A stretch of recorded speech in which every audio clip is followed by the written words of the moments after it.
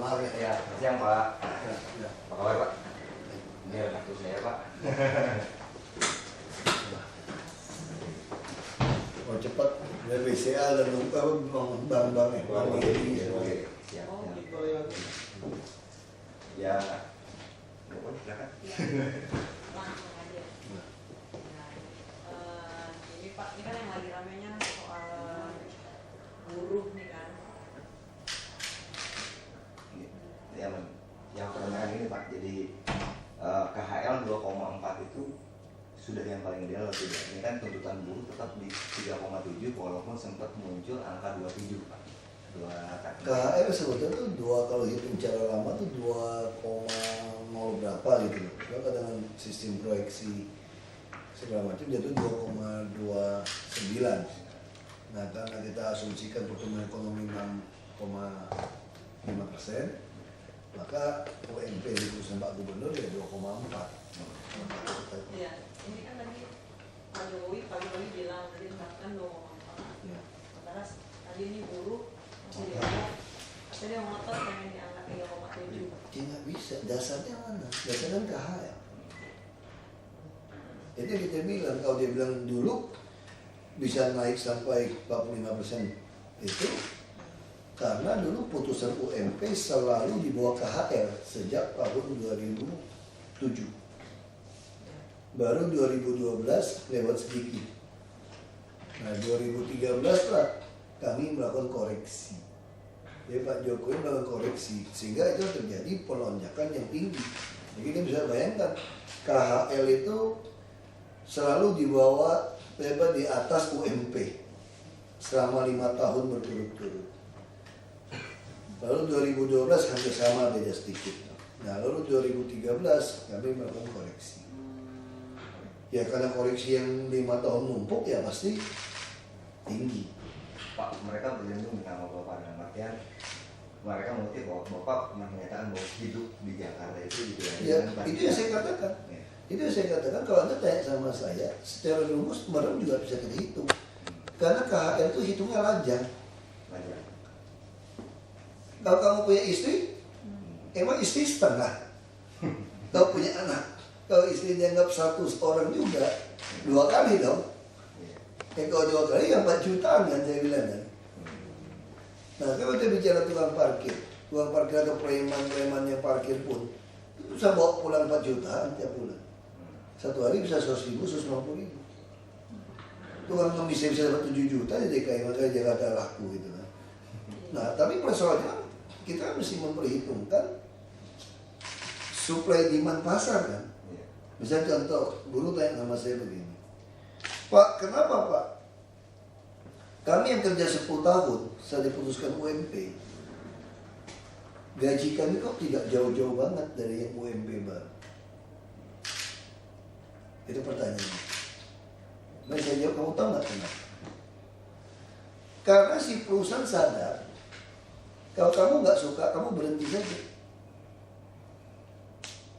Masih banyak yang mau ngelamar. Karena keterampilan kamu ya itu juga kok untuk pekerjaan seperti ini gitu loh. Yang terampil seperti kamu banyak yang masih mau melamar kerja. Nah, kamu juga nggak mau berhenti juga. Kenapa? Kamu berhenti rugi dong. Catatan kamu tidak sampai 10 tahun nanti. Kalau 10 tahun kau berhenti dipecat pun ada pesangon yang berbeda. Kamu masuk ke tempat lain, mendekati juga. Itu yang bertahan. Nah, kenapa kamu bertahan? Karena kamu nggak bisa dapatkan tempat yang lebih baik. Nah itulah dilema negara yang memang miskin atau yang berkembang. Nah maka kita harus perbaiki bersama nih supaya kalau bisa menikmati yang beda. Disitulah mesti ada pendidikan. Mereka kami sediakan kartu Jakarta Pintar supaya anakmu tidak seperti kamu lagi. Mesti ada kartu Jakarta Sehat, jangan sampai orang tuamu yang tidak ada pensiun, sakit, yang tidak bisa punya penghasilan, kamu jadi miskin. Kita sediakan. Nah itu yang kita tawarkan untuk sama-sama termasuk transportasi sebagai solusi seperti ini gitu. Tapi kalau ada maksakan 3,7, oke, kita kasih contoh. Saya waktu di Komisi 2, banyak nggak honorer pemerintah yang di bawah UMP? Banyak seluruh Indonesia. Tadi cuma 600.000, 800.000 masuk guru bantu. Nah, saya kita tekan. Mau dimasukkan kategori 1 tidak bisa. Kategori 2 tidak bisa karena umur segala macam. Lalu pendekatan kesejahteraan. Berarti kita harus paksa kabupaten kota memberikan gaji kepada mereka UMP. Wah, semua senang dong honorer ini. Begitu sampai kepada bupati jawab santai saja. Ya sudah, kalau begitu kami pecat saja. Karena kalau namanya honorer pakai APBD kami, bukan APBN, ya kayak pecat saja. Lalu apa yang dilakukan honorer? Datangnya balik kita, Pak lebih jangan dipecat dia Pak nih. Kami bertahan aja Pak nih. Kami tetap di sini nih. Kenapa? Karena selama ini tidak ada kerja lebih baik di luar. Nah kenapa dulu orang pengen jadi PNS? Karena PNS itu aman, ada pensiun. Dulu kalau di luar PNS itu tidak ada pensiun. Akhirnya ini dilema sebuah negara yang berkembang gitu loh. Nah sekarang pasar dunia begitu turun. Barang yang dijual sudah berkurang tempatnya. Bicara lagi persaingan. Anda nuntut ini, saya ngerti. Makanya saya katakan tegas tahun lalu saya ribut sama Apindo kan. Kalau Anda menggaji warga DKI di bawah KHL, perbudakan. Boleh buka saya punya kalimat. Jakarta itu tidak bisa cukup makan, harus 4 juta lebih. Tapi kalau KHL aja, oke kita bertahan di sini. Tapi kalau Anda gaji di bawah itu, saya lawan Anda. Lalu kalau itu tutup dong kami. Kalau itu kamu tutup saja. Berarti pabrik Anda tidak cocok, tidak layak berproduksi di Jakarta. Yang KHL-nya begitu rendah. Cari aja daerah lain yang KHL-nya lebih rendah. Pak, itu pernyataan saya gitu. Pak, ancaman kemarin sendiri ini kan katanya ya ada beberapa survei kemarin rata-rata sebuah perusahaan ketika ngomongin beberapa hari ini rata-rata kerugiannya antara 300 sampai 600 juta per hari. Nah mereka mempertanyakan ini bagaimana karena mereka juga ingin mengancam untuk berpindah gitu. Itu yang saya katakan. Makanya sekarang buruh yang demo ini apakah mewakili seluruh buruh yang kerja? Jadi presiden dan gubernur di Republik Indonesia, gubernur DKI ya, itu hanya butuh 50% plus 1. Nah sekarang pertanyaan saya, kalau ada referendum kepada seluruh buruh, apakah mereka bisa dapat dukungan 50% plus 1 nggak? Yang demo? Belum tahu juga. Kenapa kita bilang belum tentu? Buktinya nggak ada yang mogok tuh. Siapa mau ketika mau mogok? Terus berapa surat dari buruh yang mengeluh? Cuma nggak berani lawan. Anda ngajak orang mogok nasional. Orang kalau nggak mau ikut, sweeping. Ya. Itu mah bukan sukarela dong, Anda maksa. Kan kalau saya sebagai buruh harian, Anda paksa pabrik saya tidak jalan. Saya 3 hari tidak digaji. Kamu ya aktivis ini, buruh ini, bayar saya juga. Ini mesti fair juga. Kalau kita bicara buruh kan, itu juga mesti fair. Ya, kembali ke tuntutan buruh Pak. Kan UMP sudah ditetapkan 2,4 sekian. Sebenarnya KHL yang ditetapkan sendiri itu berapa? 2,29. 2,29. Jadi lebih tinggi. Kita fair, tahun lalu KHL 1,9. Kan memang fakta KHL naik gitu. Kalau Anda mau paksakan 60-84 komponen, ya nanti dulu kita ceritanya. Kenapa kamu nggak mau sekaligus 120 komponen? Dan lagi pula undang-undang tenaga kerja soal perubahan, UMP itu untuk yang baru masuk loh. Kalau udah setelah 1 tahun, ini urusan bipartit. Nah sama kayak kita bicara awak TV segala macam. Sebelum TV banyak, berani nggak loncat-loncat? Tapi begitu TV banyak, Anda bisa jual mahal. Nah saya juga sama. Ketika kita katakan buruh seperti ini, bipartit. Kayak orang kerja di hotel, bawa pulang berapa? Bisa tinggi dia. Ada tip, ada sekolah. Mereka mau nggak mau? Nggak mau. Nah sekarang buruh kasar, buruh konveksi, ya memang terbatas. Nah prakteknya ada 124 perusahaan setelah kita naikkan UMP kemarin 2,2. 124 perusahaan itu tidak melaksanakan UMP demi supaya hidup. Itu deal bipartit antara pengusaha dan karyawan. Saya punya data. Tidak menjalankan UMP. Boleh tidak? Apakah dia melanggar undang-undang? Tidak. Jadi ketika untuk yang baru masuk UMP, tapi kalau kita bicara sudah 1 tahun, ini hukum bipartit itu sebetulnya. Anda tinggal pilih, kalau perusahaan tidak mampu menggaji Anda berhenti, kalau berhenti sekian tahun dia harus bayar pesangon. Jadi kalau pegawai kamu memutuskan saya berhenti dari kerja juga repot, Udahlah, kita juga ngerti kok ini untungnya pas-pasan, kita sama-sama kerjakan. Kita udah 124 perusahaan seperti itu. Pak, menanggapi ini sendiri Pak, menanggapi tuntutan buruh sama pengusaha ini kan, ini menurut Bapak kayak gimana Pak? Kalau buruh kan tetap ngotot kan? Sampai mati pun akan terus. Di Korea juga sama. Makanya disitulah fungsi negara menyediakan sistem jaminan sosial nasional. Buruh kerjanya untuk apa sih? Kan untuk supaya anaknya bisa hidup, bisa sekolah, jangan sampai sakit jadi miskin. Terus kita lihat buruh-buruh ini, motornya bagus-bagus, handphonenya bagus-bagus.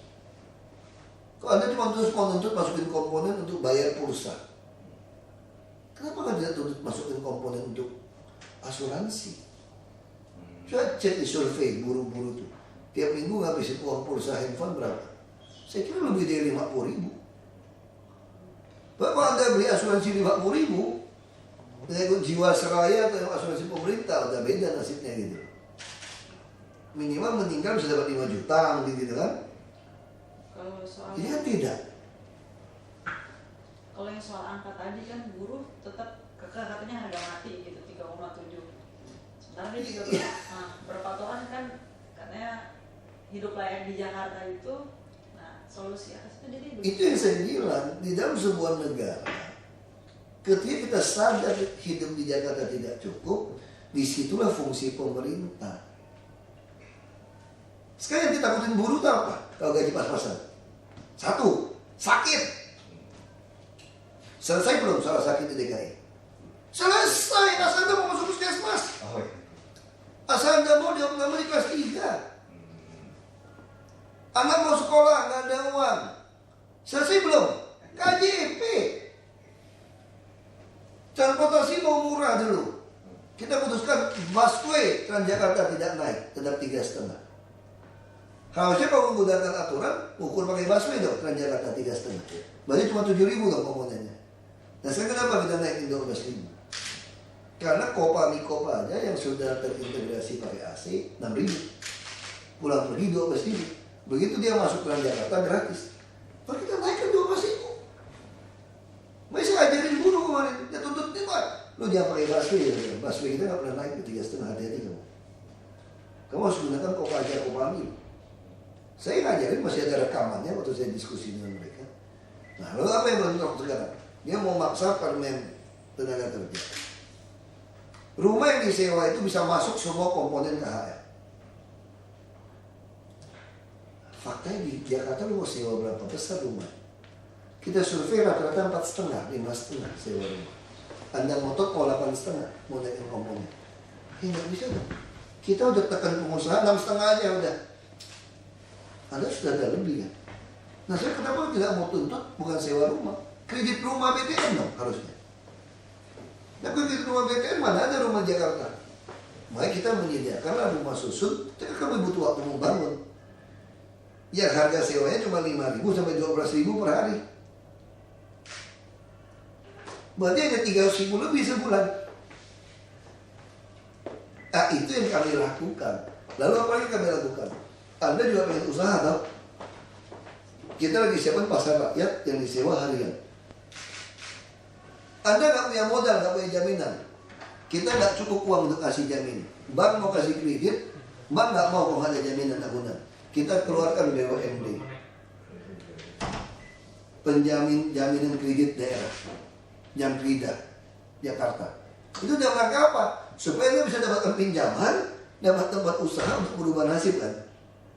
Nah masa kalau kamu jujur, rajin, disediakan seperti ini, satu generasi nggak berubah sih nanti kamu. Lalu pabrik nggak bisa naikkan KHR gimana? Kita suruh dia pindah. Roba peruntukan tanpa bayar. Semua pabrik tengah kota Jakarta boleh roba di komersil, bikin apartemen hotel. Tanah kamu langsung naik kan? Kamu bisa dapat keuntungan tanah ini, kamu buka di Sragen, di Lebak, ada di Jawa Timur, di Jawa Tengah, pergi sana. Gak apa-apa. Kenapa? Karena setiap buka pabrik yang datang juga non Jakarta yang kerja kok. Orang Jakarta yang mana datang orang mau kerja. Jadi Pak Oga maju mundur 3 jam bisa 150.000. Betul kan pasar Jakarta orang berdua ngemis Jakarta 27 juta. Itu nenek-nenek ketangkap. Di tasnya ada 3,6 juta itu. Nah makanya kita harus selesaikan bersama, nggak bisa egois-egois seperti ini gitu. Anda mau di PHK semua, Anda cuma kasih referendum. Semua orang pasti pengen naik gaji kan. Tapi kalau ditanya, Anda dipecat atau ikut KHL, pasti pada bilang ikut KHL. Nggak percaya, bilang saya orang baru. Saya udah punya pengalaman loh, kasus kemarin. Terus buruh udah kita putuskan begitu tinggi 7.000. Udah naik gila-gila nggak berapa persen kan? Masih gugat kami nggak ke MK? Gugat. Kenapa? Karena ini politik. Dia juga narik uang kan dari semua buruh 10.000 atau 5.000 kan untuk memperjuangkan nasib dia kan. Betul kan? Sudah mulai Pak? Untuk memperjuangkan nasib dia kan? Iya.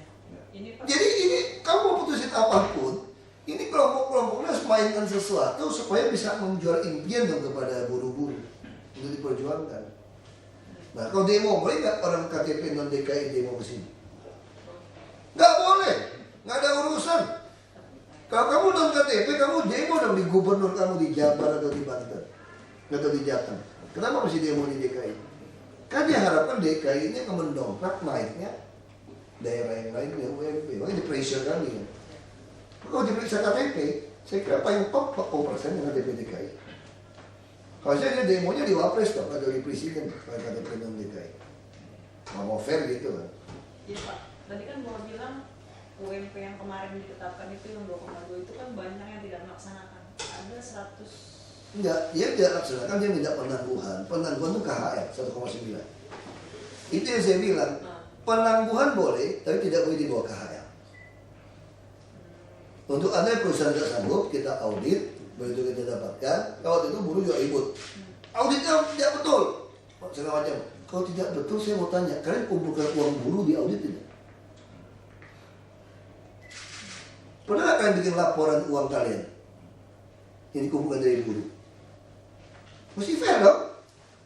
Kita udah pakai audit, kita periksa, betul perusahaan ini tidak sanggup. Kita bilang, boleh kamu tidak UMP, tapi harus pakai KHR. Artinya tetap di atas KHR atau? Ya sama dengan KHR. Sesuai survei kan? Oke. Kalau kamu udah dapat ini 84 komponen, tadi dulu kalau komponen kita bisa berdebat lagi nih gitu loh.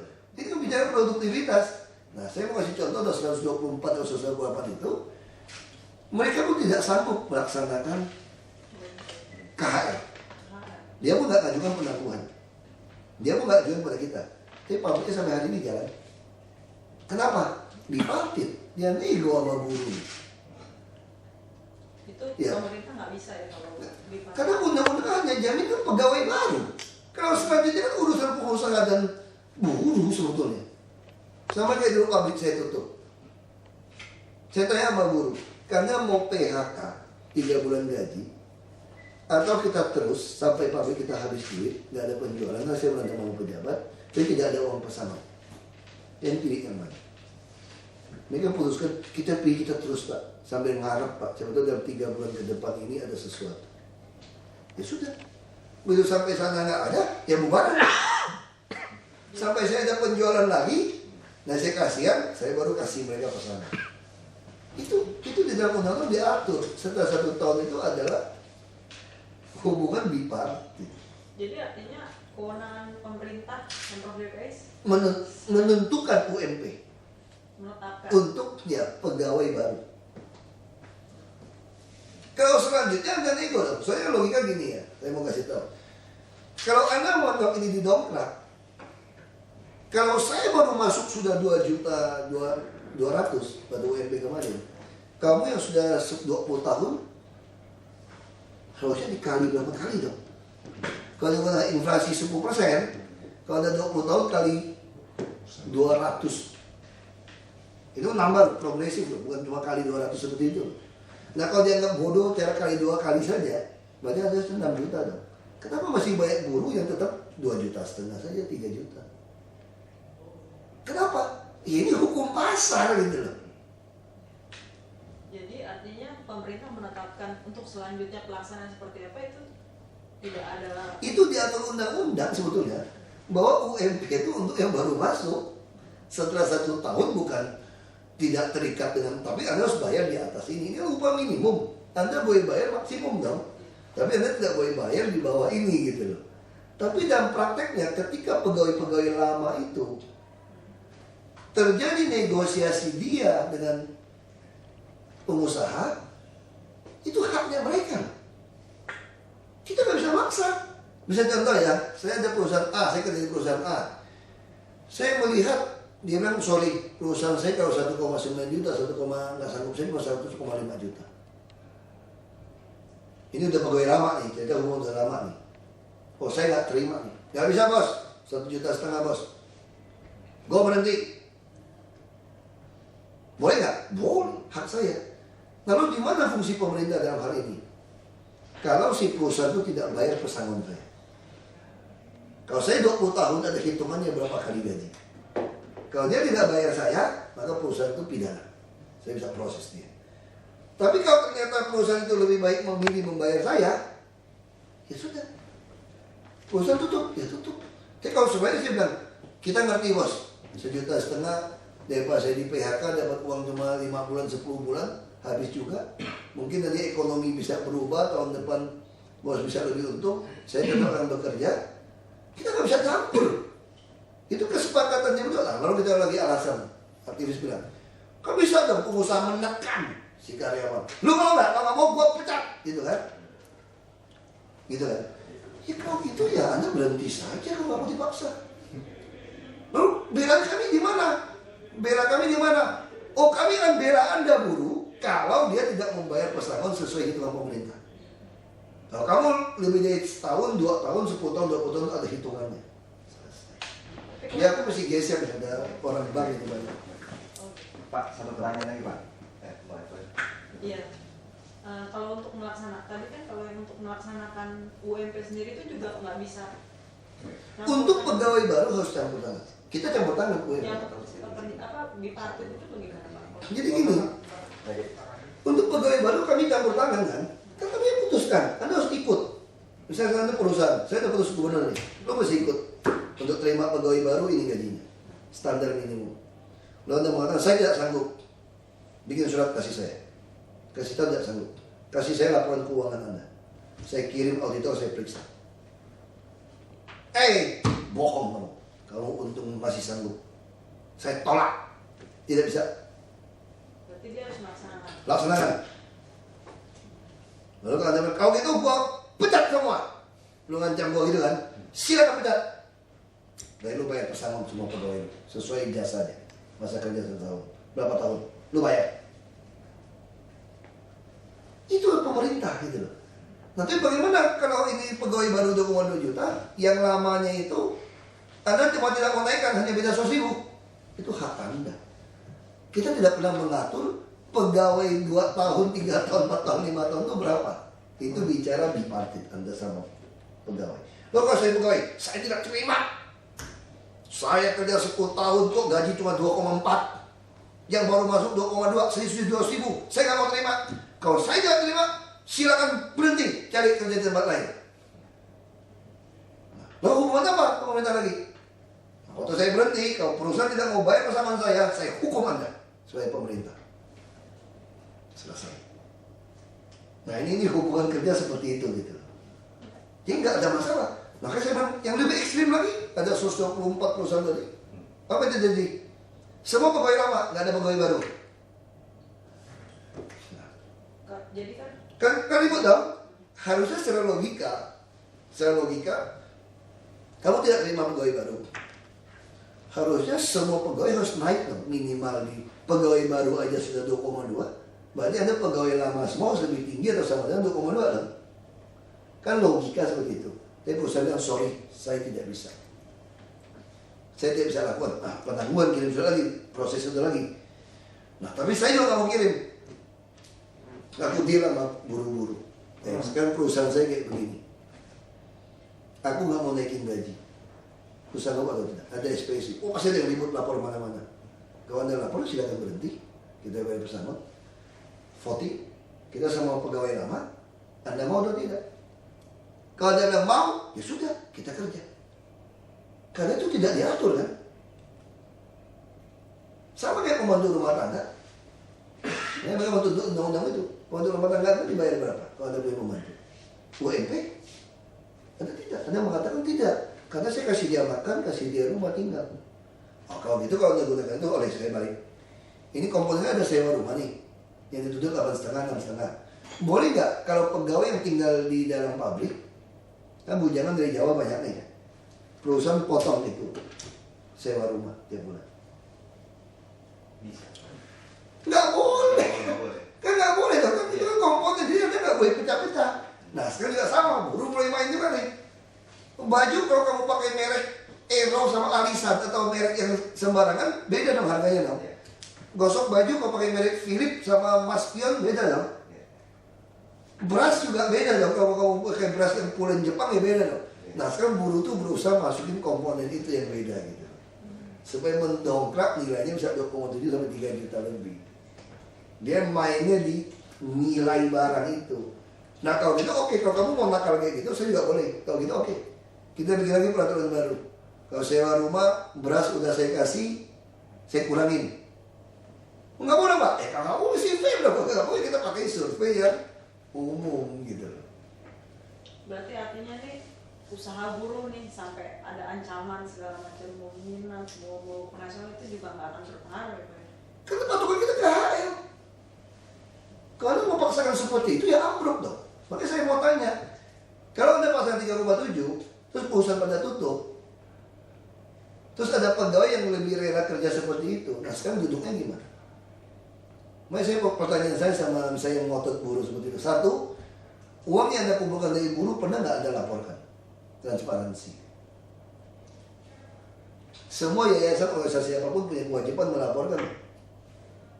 Kalau mau berdebat ya. Ya dong? Fair kan? Terus kedua, apakah kamu dapat dukungan 50% plus 1 buruh? Untuk memaksa orang tutup sweeping. Kalau saya bilang, ketiga kali, kalau ada sweeping lagi, suruh pabrik stop, pidana. Pidana sebetulnya itu. Anda telah menjadi preman. Acuannya apa tuh Pak? Itu mengganggu ketertiban hukum. Anda memaksa orang untuk berhenti produksi. Di mana hak Anda memaksa orang untuk tidak kerja? Anda merampas hak asasi manusia. Itu pelanggaran HAM. Di mana Komnas HAM? Di mana Komnas HAM? Saya kerja harian, Anda paksa saya stop. Siapa yang gaji saya? Anda sih enak, dapat pungut 5.000, 10.000 uang untuk bergerak, bisa beli baju bagus. Makanya masih fair gitu maksudnya itu. Anda mau dudukin, silakan dudukin hak Anda. Anda mau nuntut hak Anda. Tapi kalau Anda anarkis, kita bertindak. Tadi sudah diketemukan. Aku udah ketemu mereka 3-4 kali, makanya mereka mau ketemu saya lagi. Saya rekaman videonya lengkap kok, di upload itu semua lengkap. Saya sampaikan lengkap kok. Misalnya saya bilang pengusaha, enggak betul juga. Tahun lalu saya berantem ribut keras sama Sofian Manandi semua, maki-makian. Karena semua marah sama saya. Kenapa naikkan 45% buruh? Saya tidak naikkan 45%, saya bilang. Saya hanya mengkoreksi KHL yang kalian curangin 5 tahun. Jadi jelas, saya berantemnya jelas. Saya bukan menaikkan 45%. Saya bukan cari muka sama buruh. Bukan. 700.000 terlalu tinggi, kamu ngerti gak? Saya tidak tahu 700.000. Saya hanya tahu survei KHL mengatakan 1,9. Saya pakai proyeksi. Saat itu naik, cahayanya naik. 700.000 kan loncatnya itu, yang pengusaha semua teriak 45%. Maki-maki saya semua. Otomatis ya. Saya lawan, saya nggak mau tahu. Lu mau hengkang, gue beli perusahaan lu, gue bilang. Yang jelas lu nggak boleh bayar orang KHL. Saya konsisten sampai hari ini kok. Kalau kamu tanya sama saya berapa kebutuhan hidup DKI, 4 juta ke atas. Karena ini hitungan lajang untuk yang berkeluarga. Itu pun nggak bisa beli rumah Jakarta. Kamu gaji 10 juta pun nggak bisa beli rumah Jakarta. Maka kita mesti sediakan ada stok rumah, termasuk transportasi yang murah dari luar kota. Itu nggak, saya konsisten. Tapi kan itu juga mesti hitung dong. Barang lu mau jual kemana kalau harga segitu gitu loh. Nah makanya di situ kita tutup KHL-nya dengan KJS, KJP, PKL Night Market. Kita mau siapin showroom untuk kreatif. Kita siapin BUMD, jaminan kredit daerah Jakarta. Kita siapin bank untuk bantu tambah jaminan. Siapin pasar sewa harian. Itu dalam rangka menekan KHL Anda. Kita lagi siapin di Kerawang sama Lampung logistik untuk sembako, Kita pengen pasar supaya apa? Supaya sembako tidak naik. Kita mau jaga. Itu tugas pemerintah. Kita mau sharing bus gratis untuk keliling. Kalau IRT jalan mungkin seluruh Jakarta bisa bus gratis. Kita lagi hitung. Itu dalam rangka menolong Anda gitu. Nah itu yang pemerintah lakukan. Dia kan cuma ngotot, saya mau handphone, saya mau pulsa, mau ini. Nggak pernah selesai. Berarti nanti endingnya bagaimana nih Pak? Apakah Sudah ending, kita udah putus. tapi dengan demo berkelanjutan seperti Ya Anda pasti tuntut. Demo itu siapa nih? Demo aja.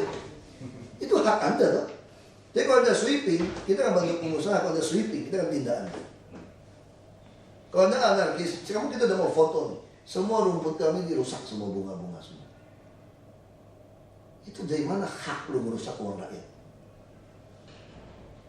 Saya udah bilang demo. Saya jangan merusak semua taman semua. Lu minta foto semua, videoin semua. Kita mau tuntut nanti, serikat-serikat semua. Itu duit siapa? Bukan duit saya loh. Duit rakyat. Enak aja lu saya rusak-rusak itu taman semua. Ya kan? Kalau robohin pagar kita tuntut. Lu kalau pakai batu, pakai golok, kita akan tembak. Siapin cannon air, water cannon. Semua jelas prosedurnya. Kita boleh berdebat, boleh diskusi kan. Nah kalau bilang saya tidak membela Anda, siapa yang tidak bela? Nah kalau dia bela habis-habisan, apakah saya masih bela babi buta? Emangnya rakyat yang lain, emang buruh, seluruh rakyat Indonesia itu buruh emangnya gitu loh. Fair juga Anda paksa saya ikutin Anda gitu loh. Itu mesti ada aturan mainnya. Makanya patokan saya sederhana KHR. Sederhana.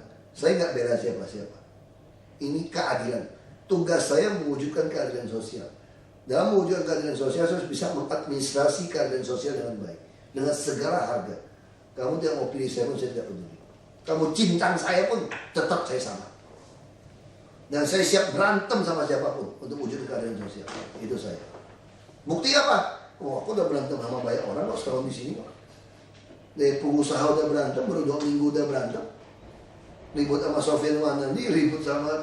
Semua orang tahu kok ribut sama dia. Seluruh pengusaha tahu, seluruh orang tahu. Dia mau hengkang aja saya bilang. Saya beli. Betul gak? Dia bilang saya arogan. Saya tetap sama, konsisten. Tapi buruh jangan memanfaatkan saya seolah-olah sekarang mau naik lagi. 45%. Kan harapan buruh kan bisa naik 45% lagi. Bukan itu gitu saya bilang itu. Ini hitungannya. Nah saya membantu Anda memperjuangkan nasib Anda yang dijolimin 5 tahun yang lalu. Saya luruskan. Sekalipun itu melawan permen tenaga kerja. Saya lawan. Tapi bukan berarti saya kan belaannya mati-matian untuk nginjak orang. Enggak. Tugas itu mengadministrasi keadaan sosial. Itu beda. Ya, saya masih geser. Itu aja bedanya. Asik. Supaya jadi ngerti gitu orang-orang ke kartu nama aku mana ya.